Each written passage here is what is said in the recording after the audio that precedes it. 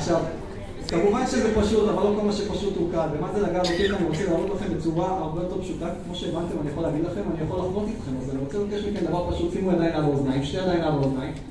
שתי ידיים על האוזניים, קדימה. בספירה של 3, מה שאני רוצה דבר מאוד פשוט, להרים ידיים הכי גבוה שאפשר. מוכנים? 1, 2, ושם. עכשיו קצת יותר גבוה. קצת יותר גבוה. עוד קצת יותר גבוה. עוד קצת, תודה רבה. כפיים המקסימה הזאת שאני נראה פה. הרמנו ידיים, הגענו לנקודה מסוימת, ביקשתי מכם קצת יותר, מה קרה? הצלחנו קצת יותר, 99.9% מהאנשים בעולם לא מצליחים בפעם הראשונה להגיע למקסימום. למה זה לדעתכם?